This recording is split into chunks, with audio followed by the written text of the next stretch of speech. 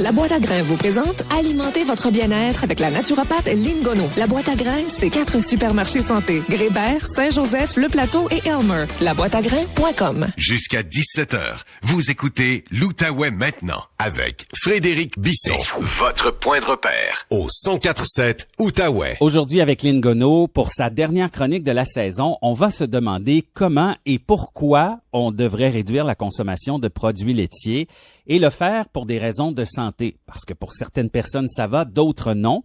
Lynn Gonneau, naturopathe à la boîte à grains. Bonjour, Lynn. Bonjour, Frédéric. Bon, il y a des gens qui vont souffrir de différents problèmes. Il y en a pour qui c'est le mucus. D'autres, c'est une intolérance au lactose en général.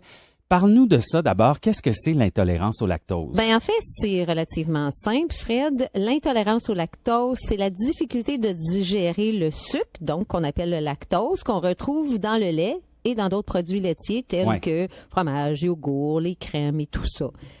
Savais-tu que 75% de la population mondiale a de la difficulté à digérer les produits laitiers? Oui, j'avais déjà entendu que ça touchait beaucoup de gens, mais c'est la majorité, là. Oui, exact. Puis c'est probablement dû au fait que beaucoup de gens manquent de lactase. Ça, c'est la fameuse enzyme qu'on a besoin pour digérer le lactose.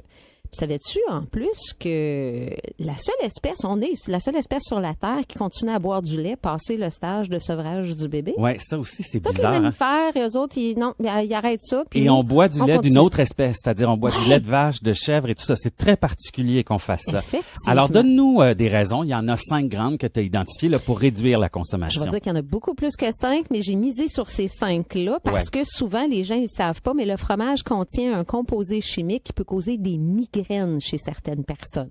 Ouais. Puis on achète de chercher ailleurs ce que c'est, mais finalement, juste de couper les produits laitiers, quelques semaines, on le laissait, puis là, on peut vraiment voir si ça nous causait problème. Il y a aussi la question hormonale, parce qu'on s'entend que certaines exploitations laitières utilisent des hormones de croissance synthétique pour accroître la production de lait. Donc, quand tu es un humain qui boit le lait, tu absorbes les hormones qui pourraient contribuer justement à un gros déséquilibre, surtout pour les femmes, au niveau hormonal. D'accord. Il y a aussi des effets sur le cholestérol et le gras. Oui, effectivement, à cause des acides gras saturés. Bon, ça, c'est sûr qu'il y a aussi, autant pour le cholestérol, les maladies cardiovasculaires que l'inflammation chronique. On y pense pas des fois. Oui, ça, j'entends ça souvent, que le lait, chez certaines personnes, provoque de l'inflammation.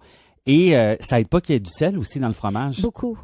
Fait que l'hypertension, hein? Oui, bien sûr. Et le dernier, c'est, souvent, toi, tu remarques ça, c'est le mucus. Moi, beaucoup. Moi, chez moi, c'est sûr que si je prends un fromage, je vais ressentir le mucus pour longtemps après. Puis là, ça vient tout me congestionner au niveau de la gorge puis au niveau des sinus. Fait que moi, c'est un incontournable pour moi.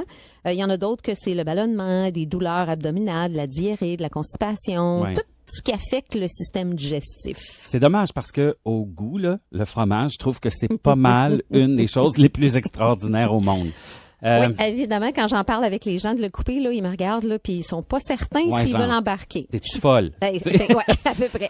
Lynn, on va répondre que, c'est difficile de couper les produits laitiers parce que c'est notre besoin en calcium qui est comblé par ça. Souvent, les gens, ils sont concernés par ça, puis je leur dis, t'as beaucoup d'alternatives au calcium. Ceux même qu'on pense pas, comme le chou chinois. Lui, contient plus de calcium que le lait, Fred. Et d'ailleurs, quand tu vas en Corée, là-bas, eux, ils ont pas de champ pour les vaches, c'est juste du riz. Alors, ils vont chercher leur calcium dans le chou chinois, le kimchi. Le kimchi, effectivement. Puis le calcium peut être apporté par les fruits, les légumes, les fruits secs, surtout les sardines avec les arrêts. Ça a des bénéfices incroyables. Okay. Puis mon favori, le tahini, on en avait parlé la semaine passée. Je savais pas qu'il y avait autant de calcium. Très haut en calcium. Bon, il y a aussi plein d'alternatives végétariennes et sans produits laitiers qu'on peut se procurer, qu'on peut décider de manger, là. Donc, on n'a pas besoin de se passer du goût du fromage parce que ou des autres, tu peux remplacer ton lait au lieu d'un lait de vache, là, tu peux avoir un lait de noix, soit les amandes, les cachous, un lait d'avoine ou quinoa ou riz. Dans le fond, il y en a toute une panoplie. Puis moi, mon favori, c'est celle aux noisettes. OK, mais c'est un petit peu plus cher, par exemple. Ah, mais je le vaux. C'est vrai que pour les yogourts aussi, moi, j'ai longtemps mangé du yogourt au soya. Ça, c'est une belle alternative. Oui, au soya, à l'avoine, au coconut. Ça, c'est toutes des variétés aussi. Tu peux même utiliser la levure alimentaire dans tes recettes pour vraiment imiter le goût de fromage, parce que ça goûte comme le du parmesan, fromage. entre autres, là, oui. Oui, effectivement. Si jamais on voit qu'on a du mucus ou de l'inflammation, ou comme tu disais, les maux de tête, ben ça peut être des alternatives à essayer. C'est juste à essayer quelques semaines sans en consommer. Moi, j'invoque souvent un 3 à 4 semaines, puis tu vois la différence tout de suite. Et si tu te remets à en prendre, ben là, tu vas pouvoir le considérer. Il y a un produit vedette cette semaine. D'ailleurs, tu me l'as apporté, Lynn. J'y ai pas goûté encore, mais j'ai hâte de voir. C'est une bûchette de fromage de la compagnie, comment tu prononces? Veg Nature. Veg Nature. Veg Nature. Il est riche et crémeux. Il y a plus une texture de fromage de chèvre. La bûchette est parfaite pour faire, tu sais, ton vin fromage ou quelque chose comme ça. Ça se présente bien. Il est à base de noix de cachou. Il peut être tartiné, il peut être cuisiné ou chauffé. Ah oui. Oui, préparé avec des ingrédients vraiment naturels, sans agent de conservation. Ce que j'aime, c'est que la liste des ingrédients est très courte.